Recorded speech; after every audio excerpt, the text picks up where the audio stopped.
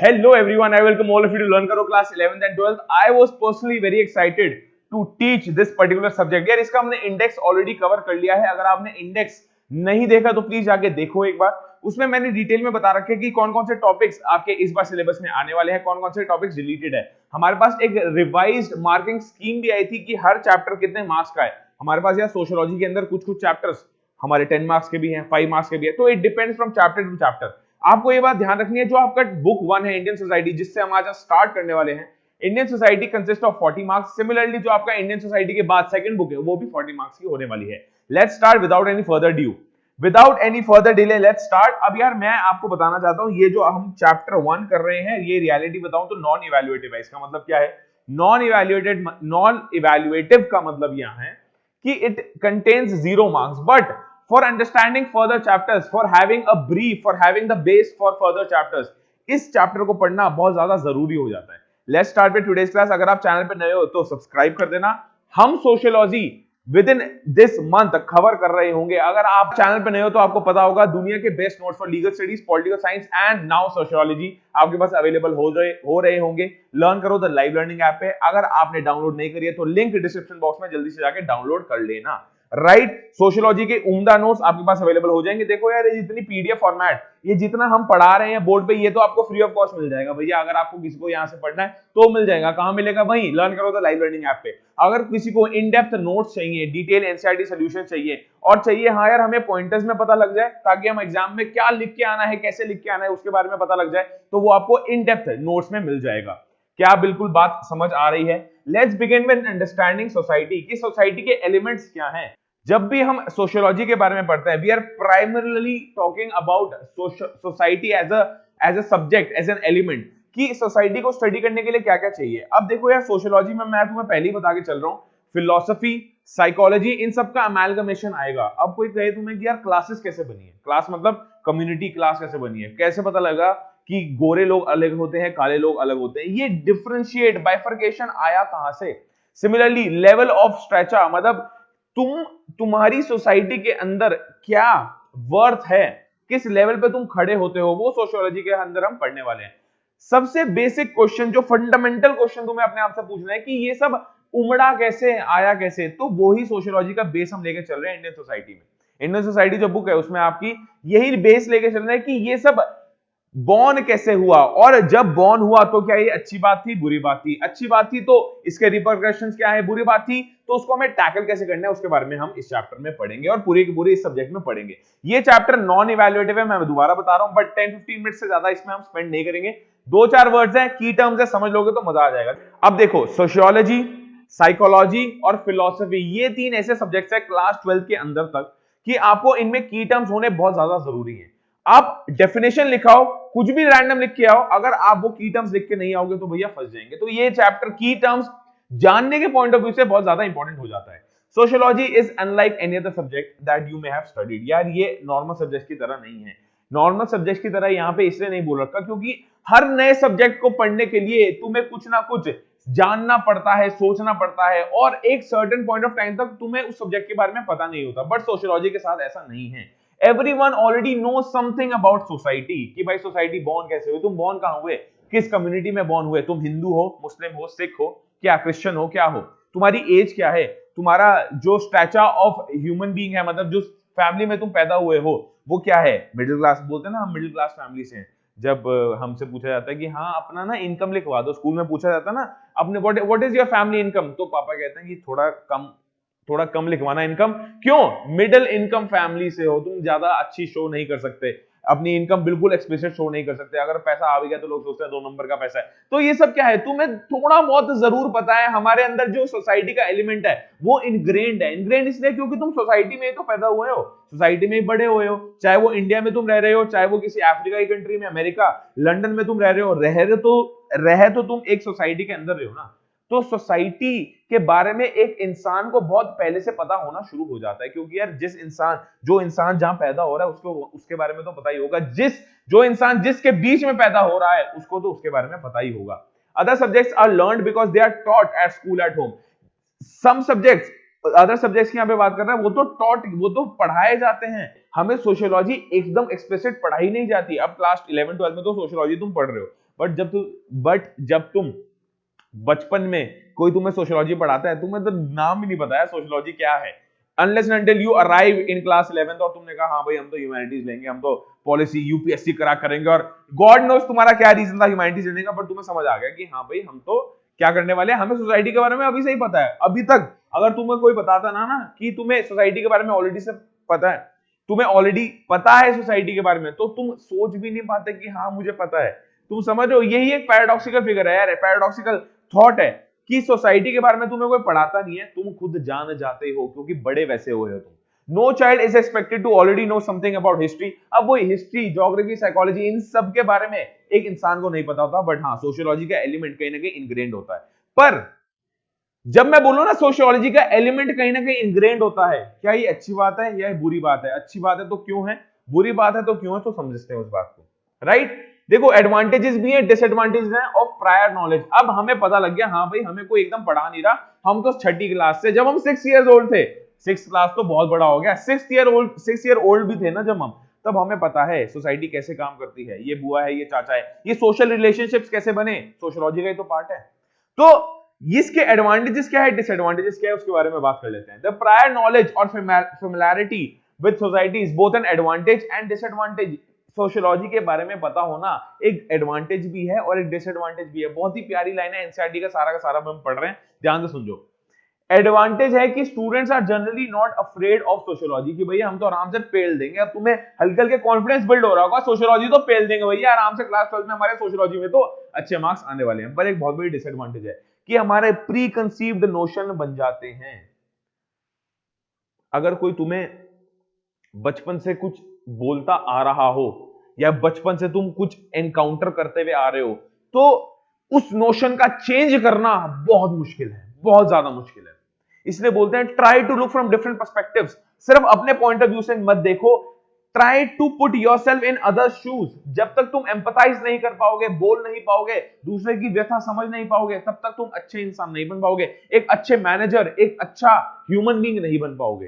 तो ये क्या है, अगर एक प्रायर नॉलेज होती है ना, तो यार एक चीज को देखने का नजरिया बहुत ही लिमिटेड हो जाता है और वो बहुत कॉन्स्ट्रेंट के साथ हम अपने नॉलेज को एनहांस करते हैं। मतलब वो हमारे नॉलेज का एनहांसमेंट ना रुक जाता है एक पॉइंट ऑफ टाइम पे, क्योंकि हमें पता लग जाता है हाँ यार ये चीज तो इसके बियॉन्ड हो ही नहीं सकती, जितना मेरे को पता है उतना ही है। तो सोशियोलॉजी के साथ भी यही है, अगर तुम्हें ज्यादा पता है ना तो this is not a very good thing, क्योंकि तुम्हें ज्यादा पता तो है पर अपने पर्सपेक्टिव से, सिर्फ और सिर्फ अपने पर्सपेक्टिव से। We need to unlearn. देखो यार जब भी हम सोशियोलॉजी के बारे में, sociology is a very broad spectrum. Sociology के तुम भी पढ़ लो, तुम्हारा नेबर भी पढ़ रहा है, तुम्हारा भाई बहन mummy papa, you name any human being, वो सोशियोलॉजी का पार्ट है। सोशियोलॉजी बनी किससे? सोसाइटी से। सोसाइटी किससे बनी है? ह्यूमन बीइंग से बनी है। अब सोशियोलॉजी एक ब्रॉड स्पेक्ट्रम को पढ़ने के लिए, ब्रॉड स्पेक्ट्रम का यहां पे मेरे से मतलब है, मैं क्या मीन कर रहा हूं ब्रॉड स्पेक्ट्रम का, you have to think not only from one perspective, you have to think from multiple perspectives. तुम्हें हर जाति के बारे में, हर कम्युनिटी के बारे में, हर कंट्री के बारे में, वो वहां लोग सोच कैसे रहे हैं, तुम्हें उसके बारे में पता होना चाहिए। वो पता होने के लिए अपना माइंड बहुत ज्यादा खाली रखना पड़ता है। आप समझ रहे हो मैं क्या बोल रहा हूं? प्रायर नॉलेज होना तुम्हारा माइंड भर देता है, इसलिए इसको बोल रखा है डिसएडवांटेज है। आई एम श्योर बात समझ आ रही है। उसके बारे में इलैबोरेट कर रहे हैं और ज्यादा इलैबोरेट कर रहे हैं कि यार सोशल कॉन्टेक्स्ट जो हम जहां पैदा हुए हैं वो हमारे बिलीफ सिस्टम, ओपिनियंस शेप करते हैं, उनको चेंज करना बहुत ज्यादा मुश्किल हो जाता है। These beliefs are not unnecessarily wrong. अब हम ये नहीं कह रहे कि जो तुम्हारे बिलीव्स हैं या जो भी तुम सोच पा रहे हो वो अननेसेसरीली रॉन्ग है, नहीं भाई ये तो गलत है इंसान, नहीं, हम ये नहीं कह रहे। हम ये कह रहे हैं कि जो भी तुम्हारे ओपिनियन है ये पार्शियल हैं। एक पर्सपेक्टिव होना मतलब पार्शियल होना। बोलते हैं ना यार ये तो पार्शियलिटी कर रहा है, मतलब ये तो दूसरे टीम की साइड ले रहा है। वैसे ही तुम अपने माइंड में जब लोगों के बारे में सोच रहे हो, एक दुनिया को एक नजरिए से देख रहे हो, तो वो एक ही नजरिया है, वो नजरिया तुम्हारा है। तो इसलिए इसको बोलते हैं the problem is that all the thoughts, beliefs, opinions that you are carrying, they are partial in nature. Partial in nature. The word partial is being used here in two different senses. अब ये important है यार, please इसको लिखो। In two different senses. पहला sense तो यह है कि यार जो पार्शियल का मतलब होता है वो है ये इनकम्प्लीट है, होल नहीं है, बताया ना। It's a very broad spectrum, it's a whole spectrum. Sociology is a very broad spectrum. उसका सिर्फ एक ओपिनियन या एक पार्ट तुम कवर कर रहे हो, hence your thought process, your opinion is incomplete, which is the opposite of whole. Second, you are biased. तुम दूसरे के पर्सपेक्टिव से जब सोच ही नहीं पा रहे, तुम बायस हो। The opposite of impartial. Partial का हमने यहां पे पढ़ा ना, the problem is we are partial. Partial का ऑपोजिट क्या होता है? इम्पार्शियल। इम्पार्शियल का ऑपोजिट या पार्शियल बोल सकते हो या इसको बोल सकते हो बायस्ड। अब तुम्हें समझ आ गया, इस पार्शियल को दो मीन से ले रखा है, फर्स्ट है इनकम्प्लीट और दूसरा है बायस्ड। देखो अगर तुम्हें लग रहा है कि यार हम बड़ा डिटेल में पढ़ रहे हैं और भैया थोड़ा समझ नहीं आ रहा, तो कोई बात नहीं, रिवाइंड करो, इसको 2x पे देखना, 1.5x पे देखना, तुम्हें मजा आ जाएगा, क्योंकि हम यार थोड़ा इन डेप्थ बातें करके भी चल रहे हैं। मैं पॉइंटर्स तो तुम्हें दे दूंगा, सोशियोलॉजी के इतने ऐसे नोट्स बना के दे दूंगा कि तुम्हें कोई बीट नहीं कर पाएगा एग्जाम्स में, तुम टॉप कर रहे होगे। पर अभी हमें बेसिक अंडरस्टैंडिंग होना बहुत ज्यादा जरूरी है, इसलिए थोड़ा टाइम स्पेंड कर रहे हैं। अब एक यार टर्म आती है इसमें, सेल्फ रिफ्लेक्सिविटी। इसका मतलब क्या है? Sociology can show you what you look like to others.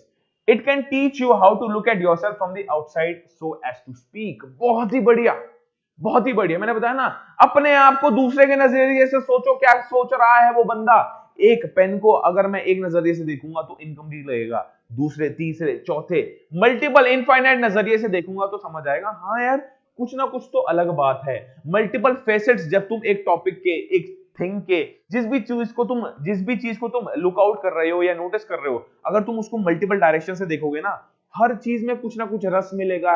So as to speak, मतलब बहुत ही स्पिरिचुअल वे में बोलूं तो हर चीज में कुछ ना कुछ नया सीखने को तुम्हें मिलेगा। तो सोशियोलॉजी यही बोलते हैं, you have to look yourself from outside of yourself. तुम्हें किसी और के बॉडी में, हाइपोथेटिकल ले लेते हैं, तुम्हें अपनी सोल को किसी और के बॉडी में डालना पड़ेगा और देखना पड़ेगा सोसाइटी कैसे काम कर रही है। तुम्हारी सिचुएशन अलग है, मेरी सिचुएशन अलग है। मैं यहाँ पे ऐसे पढ़ा रहा हूँ, तुम ऐसे पढ़ रहे हो, तुम्हारी फैमिली में कुछ प्रॉब्लम हो सकती है, मेरी फैमिली में कुछ प्रॉब्लम हो सकती है, तुम बॉर्न बड़ी पुअर फैमिली में हो सकते हो, मैं बॉर्न बड़े रिच फैमिली में हो सकता हूँ। तुम समझ रहे हो?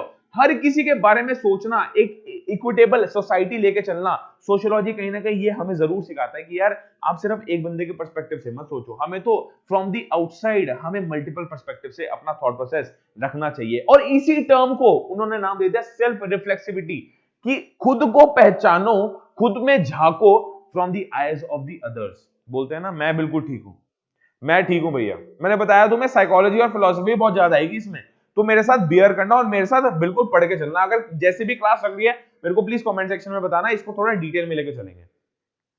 भैया मैं सही हूं, कोई इंसान पैदा हुआ है इस दुनिया में जो बोले मैं गलत हूं? सब बोलते हैं मैं सही हूं, मैं सही हूं। तो ये क्या है?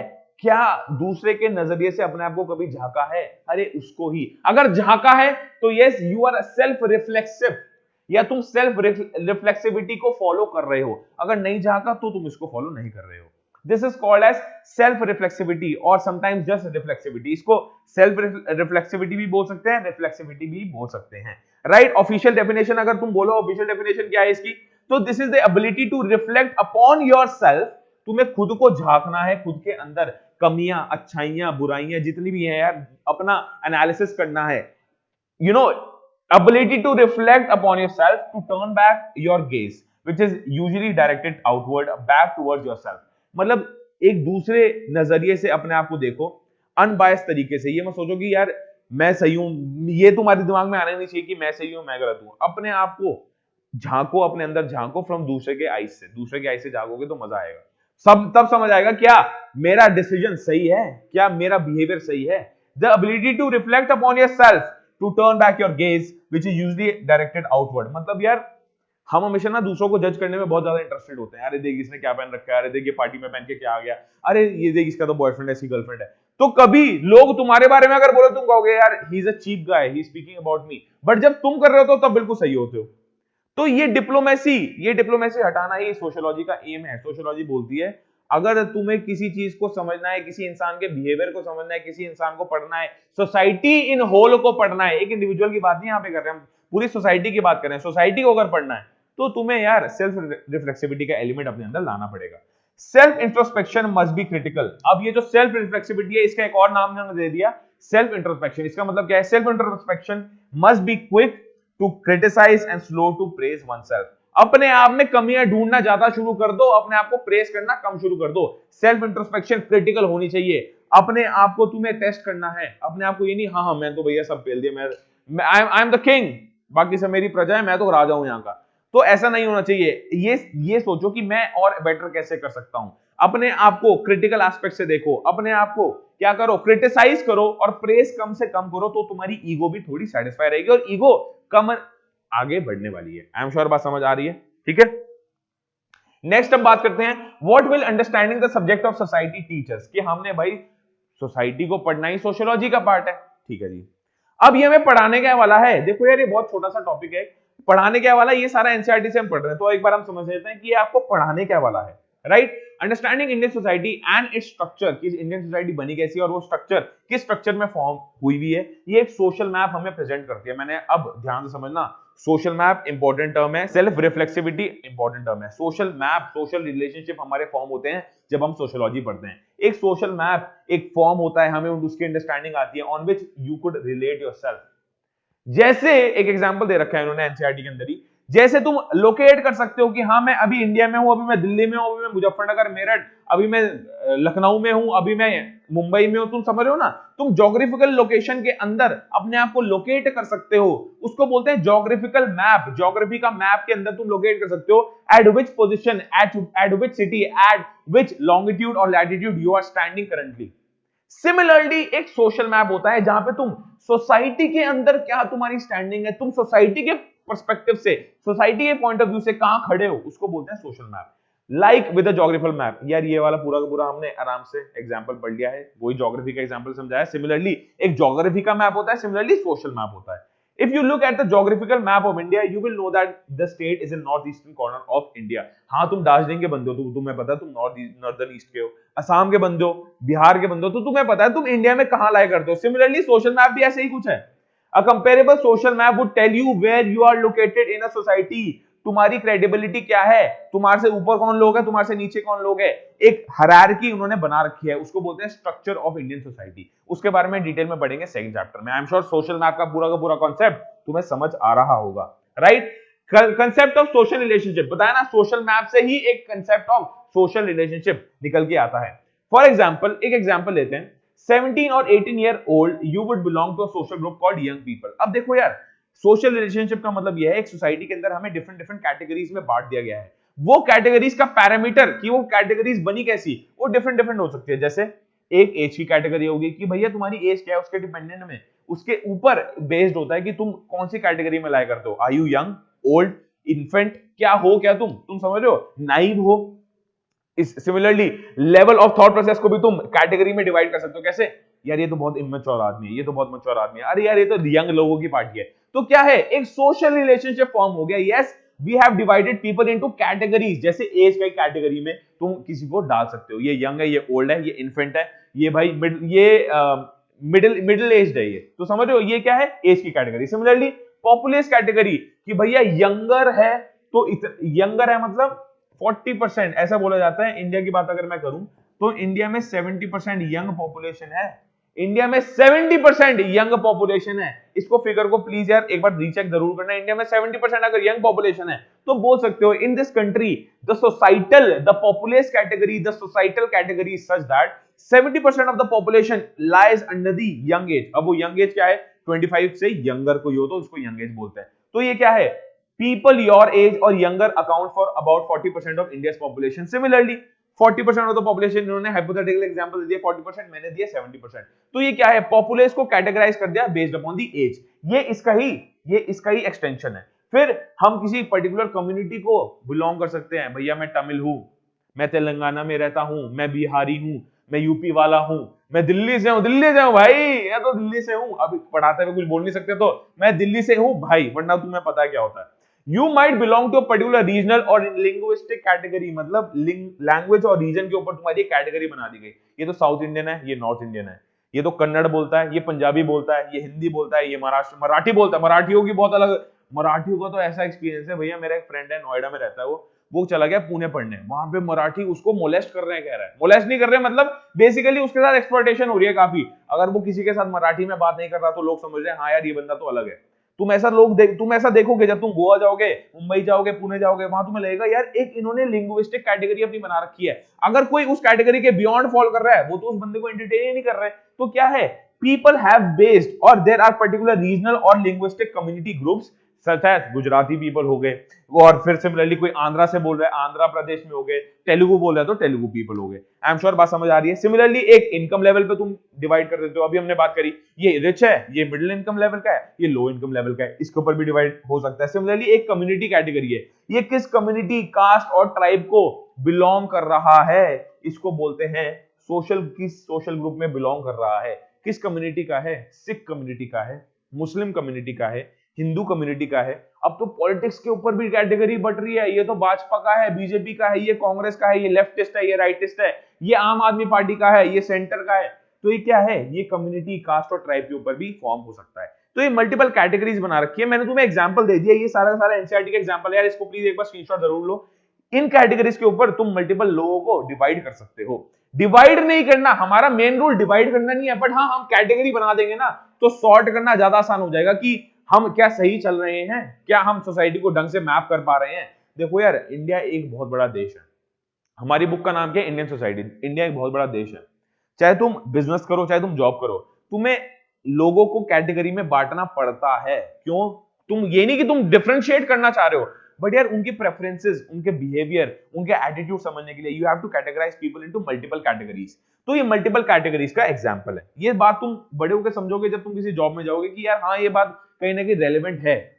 ये देखो यार, अभी तुम्हारे पास इतना एक्सपीरियंस नहीं, बट जब एक्सपीरियंस आएगा तब तुम्हें रियलाइज होगा, कैटेगरी में बांटोगे तो तुम्हारी लाइफ आसान हो जाएगी। जिनको तुम आइडेंटिफाई कर रहे हो उनकी लाइफ आसान हो जाएगी।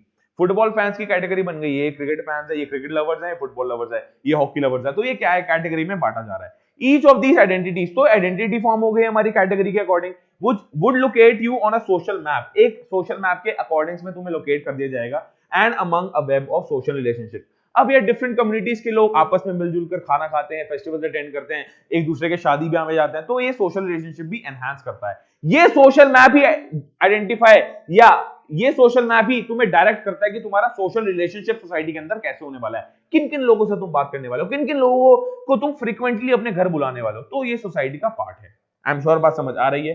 फिर आज के लास्ट टॉपिक पे हम आ गए हैं कि सोशियोलॉजी का एक और डायमेंशन भी तुम्हें आइडेंटिफाई करना आना चाहिए। सोशियोलॉजी का एक बहुत बढ़िया डायमेंशन है, वो ये है कि यार हमारे एक ऑथर थे सी राइट मिल्स, लिख लो। सी राइट मिल्स बोलते हैं, एक अमेरिकन सोशियोलॉजिस्ट है, वो बोलते हैं कि सोशियोलॉजी कैन हेल्प। सोशियोलॉजी पहली बात तो social relationship, social map identify करने में हेल्प करता है, हमने मान लिया, पर sociology can help you to map the links and the connections between personal troubles and social issues. उन्होंने दो नए टर्म्स इंट्रोड्यूस करे, वो कह रहे हैं कि यार हम लिंक बना सकते हैं, कनेक्शंस बना सकते हैं between personal troubles and social issues. Personal troubles जब मल्टीपल लोगों के, पर्सनल ट्रबल्स यहां पे मतलब ये है इंडिविजुअल, लिख लो यहां पे इंडिविजुअल है, मतलब यहां पे सोशल इश्यूज का मतलब ग्रुप लेवल पे। किसी का मेरे यार मेरे मार्क्स अच्छे नहीं आए इस बार, तो मेरी ये पर्सनल प्रॉब्लम है। यार मेरे को घर वाले मेरे को पॉकेट मनी नहीं देते, ये मेरी पर्सनल प्रॉब्लम है। मेरी बंदी छोड़ के मेरे को भाग गई, मेरा बंदा छोड़ के मेरे को भाग गया, this is personal problem. Similarly भैया हमारा एग्जाम हो गया कैंसिल, सीबीएसई बोर्ड कह रहा है हमारा एग्जाम हो गया कैंसिल, हाइपोथेटिकल है, ऐसा कुछ हुआ नहीं है। सीबीएसई बोर्ड कह रहा है हमारा हो गया एग्जाम कैंसिल, भैया मैं एक साल से प्रिपेयर कर रहा हूं, मैंने 50,000 रुपए तो कोचिंग सेंटर में दे दिए, और सीबीएसई बोर्ड कह रहा है कि तुम्हारा मेरा एग्जाम हो गया कैंसिल, हम तो धरना करेंगे। अभी ये कैंपेन चल रहा है मोदी रोजगार दो, उसके बारे में जरूर पढ़ना, मजा आ जाएगा। तो इस मोमेंट पे, at this particular moment, this is not your only personal issue, multiple personal issues. तुम्हें भी प्रॉब्लम है, तुम्हारे कलीग कोई प्रॉब्लम है, जो भी क्लास में ऑल इंडिया जो भी क्लास 12th में है उनको प्रॉब्लम हो रही है कि यार सीबीएसई बोर्ड ने ऐसे कैसे कर दिया, हमारा एग्जाम कैंसिल क्यों कर दिया, फिर हमें किस बेसिस पे मार्क्स दिए जाएंगे भैया, ये तो बताओ हमें। तो ये क्या है, मल्टीपल पर्सनल प्रॉब्लम जब साथ में जुड़ जाती है वो एक सोशल इशू क्रिएट कर देती है। फिर धरना होता है, स्ट्राइक होती है, और गवर्नमेंट से तुम अपने हक की, अपने जस्टिस की डिमांड करते हो। पर्सनल ट्रबल्स, फिर आगे डेफिनेशन दे रखी है, official definition I am sure आप पढ़ लोगे, इतना कुछ खास नहीं है, पर हमें पढ़ना जरूरी था तो हमने पढ़ लिया। Personal troubles means the kinds of individual worries, problems और कंसर्न्स दैट एवरीवन हैज। मतलब भैया मेरे फ्यूचर में मैं क्या बनने वाला हूं, मैं कितना पैसा कमाऊंगा, मैं गरीब हूं, मैं अपने लवर से शादी नहीं कर पाया, पर्सनल प्रॉब्लम्स है। As a social issue on the other hand is large groups. जब सोशल, देखो यार रियलिटी इज पर्सनल प्रॉब्लम्स इकट्ठे होकर सोशल इशू बन जाती है। और एक और बहुत बड़ा डिफरेंशिएटिंग फैक्टर तो उसके नाम में ही दे रखा है, बताया ना, पर्सनल प्रॉब्लम, पर्सनल ट्रबल्स मतलब एक इंडिविजुअलिस्टिक लेवल पे तुम्हारे प्रॉब्लम्स आ रही है, भैया मेरा फ्यूचर कैसे होने वाला है। सोशल इश्यूज मतलब ग्रुप लेवल पे तुम्हें क्या प्रॉब्लम फेस करने को मिल रही है, फिर जब ग्रुप साथ में आता है तो भैया उस प्रॉब्लम का सॉल्यूशन भी बहुत जल्दी निकल जाता है। Example of communalism, animosity of one religious community, भैया मंदिर यही बनेगा। इन सब बातों में पढ़ना नहीं है, बट तुम्हें एग्जाम्पल जाना जरूरी है। मंदिर यही बनेगा, ये सब क्या है? रीजनल, कि भाई एक रिलीजन के लोग कह रहे हैं we are superior to another religions people, समझो, और वो कह रहे हैं कि नहीं भाई हमारा मॉन्यूमेंट तो यहीं खड़ा होगा। तो ये क्या है? एनोमिसिटी है, और मतलब आपस में लड़ाई हो रही है काफी, समझ लो। इट इज द एक्सक्लूजन और operation of some caste by the others. हाँ भैया, एक कम्युनिटी दूसरी कम्युनिटी से लड़ रही है, एक कास्ट के लोग दूसरी कास्ट के लोगों से लड़ रहे हैं और उनसे अपना हक मांग रहे हैं। आई एम श्योर बात समझ आ गई होगी, राइट? एक लास्ट टॉपिक है यार, वो है जनरेशन गैप। देखो लास्ट टॉपिक में सेकंड लास्ट है, जनरेशन गैप के बाद एक कॉलोनियल रूल है, बस इसके बाद हमारा टॉपिक हो जाएगा खत्म। आज हम ये चैप्टर पूरा खत्म कर रहे हैं, एक छोटे छोटे टॉपिक्स के साथ हम लेके चल रहे हैं। सेल्फ रिफ्लेक्सिविटी पढ़ा हमने, सोशल मैप पढ़ा, सोशल रिलेशनशिप पढ़ा, पर्सनल प्रॉब्लम्स पढ़े, फिर तुमने एक राइटर का नाम पढ़ा, सी राइट मिल्स, इनके बारे में पढ़ा। ये अमेरिकन सोशियोलॉजिस्ट है, इन्होंने पर्सनल इश्यूज के बारे में बात करी और सोशल इश्यूज के बारे में बात करी, प्रॉब्लम्स, पर्सनल प्रॉब्लम्स और सोशल इश्यूज, राइट? फिर एक आता है जनरेशन गैप। जनरेशन गैप वही है भैया, मेरे घर वाले मेरी बात नहीं सुनते, मम्मी आपको क्या पता हमारी एज के बच्चे क्या करते हैं, मम्मी पापा आपको क्या पता, मेरे को बस पैसे दे दो, मेरे को जाना ही जाना है। तो ये क्या है? ये जनरेशन गैप है यार। People elder to you are unable to understand your requirements, your urges. तुम कहोगे भैया मेरे को पीना है हुक्का, पापा कहेंगे क्या हैव यू स्टार्टेड स्मोकिंग? तो तुम कहोगे नहीं पापा ये तो ट्रेंड बनता जा रहा है, अब तो हुक्का सब पीते हैं, मेरे दोस्त वगैरह सब पीते हैं। तो कहते हैं नहीं बेटा यू आर नॉट अलाउड। फिर आप कहोगे पापा आप नहीं समझोगे, आप नहीं समझोगे। Generation gap. उनके जनरेशन में कुछ और हुआ करता था, कुछ और ट्रेंड था। उनके जनरेशन में ट्रेंड था कि भाई स्लिम जीन्स पहन के जाएंगे कॉलेज, हमारे जनरेशन में ट्रेंड है लूज कपड़े पहन के आराम से चिल होके जाएंगे कॉलेज। तो ये सब क्या है? ये सब जनरेशन गैप का नतीजा है। You are unable to explain your parents are unable to understand you sometimes. पर यार दोनों की इच्छा एक ही होती है कि आप सक्सेसफुल बनो, तो इस बात को आपको याद रखना है। ये ऑफिशियल डेफिनेशन है जनरेशन गैप और फ्रिक्शन। इसको जनरेशन गैप का दूसरा मीनिंग बोल रखा है, it is the friction between older and younger generation. ये क्या है? It is a social phenomena common to many societies and many time periods. 10 साल हो गए हमारी शादी को, हमारा बच्चा नहीं हुआ, हाइपोथेटिकल एग्जांपल लो, 10 साल बाद हमारा एक बच्चा हुआ, तो तुम सोच रहे हो मेरी अभी आज ही शादी हुई, 2 years later I was gifted and I was blessed with a baby girl, तो यस हो गई। मेरा एक फ्रेंड है, उसकी मेरे साथ ही शादी हुई, अलग अलग शादी हुई है हमारी, एक साथ ही हुई, एक ही डेट पे हुई, he was blessed with a baby girl after 10 years। यहाँ पे 2 years का गैप है, यहाँ पे 10 years का। तो तुम खुद बताओ जनरेशन गैप किसमें ज्यादा होगा? मेरे ख्याल से तो इसमें ज्यादा होगा। तो आप समझ रहे हो मैं क्या बोल रहा हूं? हमें जनरेशन गैप समझना पड़ेगा कि फ्रिक्शन है between younger generation and older generation. बात समझ आ गई है? और लास्ट टॉपिक पे आज हम आ गए हैं, Indian society and the colonial rule. Indian society कैसे इमर्ज हुई कॉलोनियल रूल के अंदर, क्या क्या चीजें फॉर्म हुई, बहुत इंपॉर्टेंट है। हमेशा हम 3 एरा पढ़ते हैं इकोनॉमिक्स में भी यार, इंडियन इकोनॉमिक्स क्लास 12th वालों के पास है, और मोस्टली कॉमर्स और साइंस वालों के पास होती है इकोनॉमिक्स। अगर तुम्हारे पास है तो वेल एंड गुड, तुम समझ पाओगे, नहीं भी तो मैं समझा देता हूं। हम हमेशा 3 एरास की बात करते हैं जब भी हम इंडिया एज अ कंट्री की डेवलपमेंट की बात कर रहे हैं, या इंडियन सोसाइटी फॉर्म कैसे हो रही है, फॉर्म कैसे हो रही है, और बढ़ कैसे रही है, उग कैसे रही है, डेवलप कैसे हो रही है। उसमें हम पढ़ते हैं प्री ब्रिटिशर्स, कि ब्रिटिशर्स जब नहीं आए थे तब क्या सीन था। फिर हम पढ़ते हैं ड्यूरिंग ब्रिटिशर्स, जब ब्रिटिशर्स आए थे तब क्या सीन था। फिर हम पढ़ते हैं ब्रिटिशर्स जब चले गए, जब हमें इंडिपेंडेंस मिल गई तब क्या प्रॉब्लम थी, या तब क्या हमने चैलेंजेस फेस करे, या तब क्या हमने डेवलपमेंट साइकिल, जो डेवलपमेंट या ग्रोथ साइकिल जिसको बोल सकते हो, ग्रोथ साइकिल हमने फेस करी। इस पर्टिकुलर टॉपिक में अब हम बात करने वाले हैं प्री ब्रिटिश एरा की। तो देखो हम बात करते नहीं, तब तो मुगल्स थे या इंडियन। तो यहां पे हम बात करते हैं जब ब्रिटिशर्स आए और इंडिपेंडेंस के बाद क्या सीन था। प्री ब्रिटिश एरा की हम यहाँ पे बात करते ही नहीं है, इस कॉन्टेक्स्ट में हम प्री ब्रिटिश एरा की बात नहीं करते। मतलब जब ब्रिटिशर्स आए, जब हम गुलाम थे, ब्रिटिशर्स हम गुलामी में जी रहे थे जब ब्रिटिशर्स आए थे तब, और ब्रिटिशर्स जब चले गए तब की बात यहाँ पे हो रही है। It was in the colonial period, जब कॉलोनीज थी, कॉलोनियल मतलब बेसिकली ब्रिटिश पीरियड की बात ही कर रहे हैं। that specifically Indian consciousness took shape।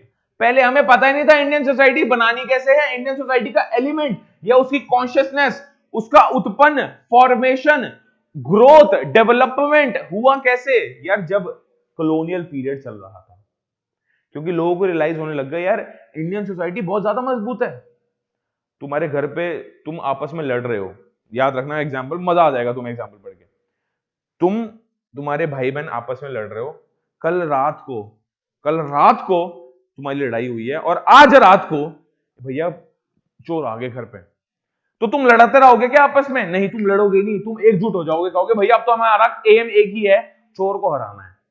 Similarly Indian society के साथ भी ऐसा था। तो तुम तीन भाई बहन जब लड़ रहे हो आपस में, तुम्हारे अंदर एक कॉन्शियसनेस जागेगी, नहीं यार, we have to be united, no matter हमारे ओपिनियन में डिफरेंस है, नो मैटर हम आपस में बात नहीं कर रहे, no matter we are fighting, but we know it is for a temporary reason.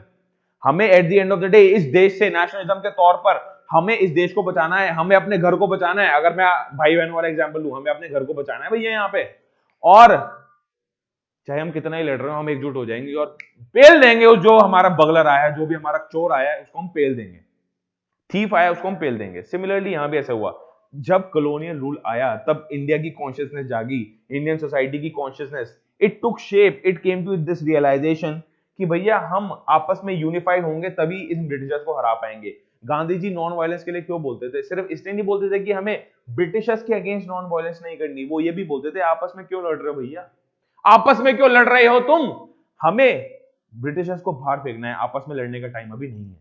तो वही है, colonial rule unified all of India for the first time. बहुत ही प्यारी लाइन है, कॉलोनियल रूल बताया मैंने, एग्जांपल दे दिया तुम्हें, बिल्कुल बिल्कुल सेम एग्जांपल वैसे ही है। और हमारे साथ इंडिया एक पूरी कंट्री में भी ऐसा ही हुआ था यार, हमारी पूरी इंडियन सोसाइटी जो थी, पॉपुलेशन थी, that became unified because of the colonial rule and brought into the formation of modernization and capitalist economic change।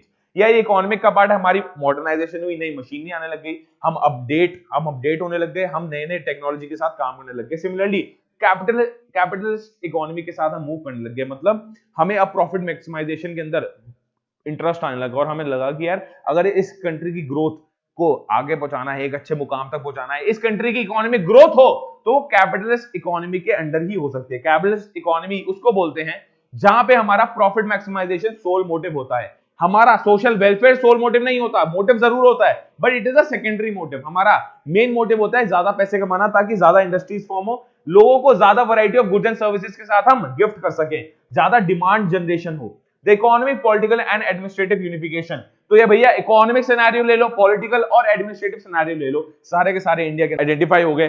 और ये सब जो हुआ ना, वो ज्यादा एक्सपेंस पे हुआ, इन्होंने बोल रखा है हमारी यूनिफिकेशन तो जरूर होगी भैया, इकोनॉमिक, पॉलिटिकल और एडमिनिस्ट्रेटिव यूनिफिकेशन जरूर हुई, but at a great expense.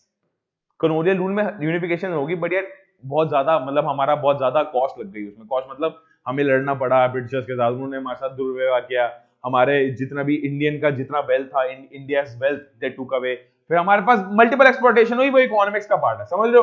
Now colonial exploitation and domination. यार कॉलोनियल एक्सप्लॉयटेशन मतलब जो ब्रिटिशर्स आए थे उसमें हमें तकलीफ तो बहुत झेलनी पड़ी, हमें बहुत चैलेंजेस का सामना करना पड़ा, बट रियलिस्टिकली या बोल सकते हो कि यार रियलिटी ये हुई कि ये पैराडॉक्सिकल चीज एक बन गई कि हमें कॉलोनियल रूल के अंदर ही हमें एहसास हुआ कि हम कितने स्ट्रॉन्ग और कितने यूनिफाइड हैं। अगर ब्रिटिशर्स ना आते तो हमारी इंडियन सोसाइटी का जो फंडामेंटल है, वो जो नेचर है, वो जो नेशनलिज्म का पूरा एलिमेंट है, वो कभी एग्जिस्ट करता ही ना। तो ये पैराडॉक्सिकल एक स्टेटमेंट है। पैराडॉक्सिकल स्टेटमेंट मतलब यार तुम बोल रहे हो कि कॉलोनी का आना या कॉलोनियल रूल का आना, ब्रिटिशर्स का रूल का आना अच्छी बात नहीं थी, बट तुम eight the end of the day ये भी बोल रहे हो हाँ यार अच्छा हुआ ऐसा हुआ, क्योंकि हम नेशनलिज्म के तभी पास आ पाए जब हमें पता लगा भैया हमारा देश तो खतरे में है। कभी कभी तुम्हें किसी को एहसास दिलाने के लिए कि भैया तू खतरे में है, तुम्हें उसके ऊपर अटैक करना पड़ता है। वो नॉर्मली तुम्हारी लाइफ में चल रही होगी, फिर तुम्हारे वो आ जाएंगे बोर्ड्स, तुम कहोगे हाँ भाई ये क्या हो गया, तो तुम्हें कभी कभी बीच में शॉक्स उठाने पड़ते हैं so that you are moving in the right move direction. Similarly Indian society के लिए एक शॉक कॉलोनियल रूल था, कॉलोनियल एक्सप्लॉयटेशन एंड डोमिनेशन थी। ये था तो इंडिया के लिए बहुत बुरा, बट इसको बोलते नहीं यार कुछ ना कुछ अच्छा जरूर हुआ। अच्छा हुआ क्योंकि हमारी जो फीलिंग ऑफ नेशनलिज्म थी वो जाग पड़ी, right. colonialism created new classes and communities which came to play significant role in subsequent history। फिर नई क्लासेस फॉर्म हुई, नई कम्युनिटीज फॉर्म हुई, जिसके बेसिस पे हम नेक्स्ट चैप्टर में पढ़ेंगे उन्होंने इंडियन सोसाइटी को कैसे शेप किया और वो फ्रीक्वेंट चेंजेस में कैसे डेवलप, कैसे एड कर रही थी, कैसे असिस्ट कर रही थी इंडियन सोसाइटी का डेवलपमेंट। आई एम श्योर बात समझ आ रही है। इसी के साथ यार खत्म करते हैं chapter 1। Thank you so much everyone for joining in. Introducing Indian society खत्म हो गया, इंडियन सोसाइटी का यार फर्स्ट चैप्टर है ये। इंडेक्स मैं ऑलरेडी पढ़ा चुका हूं, प्लीज उसको पढ़ना। डिटेल्ड मार्किंग स्कीम पूरी पढ़ा रखी है। अगर आप चैनल पे नए हो प्लीज सब्सक्राइब करो। दुनिया के best notes for sociology, legal studies and political science सारे के सारे अवेलेबल है। लर्न करो द लाइव लर्निंग ऐप पे, दुनिया के बेस्ट नोट्स आपको वहां पे मिल जाएंगे। सिमिलरली सारे के सारे क्लासेस नोटिफिकेशन, अगर आपने ये एप्लीकेशन डाउनलोड नहीं करी है तो प्लीज आके करो, लिंक डिस्क्रिप्शन बॉक्स में आपको सारे के सारे मिल जाएंगे। राइट। यहाँ पे यार आपके पास एक इंफॉर्मेशन भी आ रही होगी कि आप एक नंबर पे हमें कॉल कर सकते हैं, वहां पे आप प्रीमियम कोर्सेज भी हमारे ज्वाइन कर सकते हैं। सोशियोलॉजी का क्रैश कोर्स है, 1 महीने का क्रैश कोर्स है, सारा का सारा video lectures, live lectures, doubt solving, test series आपके पास वहां पे अवेलेबल हो जाएगी। लाइव क्विजेस आप देख सकते हैं, फ्री क्विजेस भी है, पेड क्विजेस भी है, डिपेंडिंग कि आप किस फॉर्मेट में एडमिशन लेना चाह रहे हैं। Similarly all video lectures at one place. अभी हमने यूट्यूब पे ये वीडियो लेक्चर ले लिया, अब लेट्स से यूट्यूब पे नहीं है यार, हमें समझ नहीं आ रहा बाकी के लेक्चर्स कहां हैं, घबराओ मत, लर्न करो तो लाइव लर्निंग ऐप डाउनलोड कर लो, वहां पे ए टू जेड वीडियो लेक्चर्स आपको फॉर्मेट वाइज, चैप्टर वाइज मिल रहे होंगे, पार्ट वाइज सारे के सारे सेग्रीगेट कर दिए गए हैं, उनकी कैटेगरी बना दी, हमने पढ़ा ना कैटेगरी के बारे में, उनकी कैटेगरी बना दी गई है। Thank you so much everyone for joining in. अगर आप चैनल पे नए हो प्लीज सब्सक्राइब करो, एप्लीकेशन डाउनलोड करो और यार टेलीग्राम का ग्रुप ज्वाइन करो। क्लास 12 ह्यूमैनिटीज का टेलीग्राम ग्रुप ज्वाइन करना, ये कॉमर्स का लिंक दे रखा है, ह्यूमैनिटीज का Telegram group link description box में उसका आपको मिल जाएगा। Thank you so much everyone, have a good one, bye bye.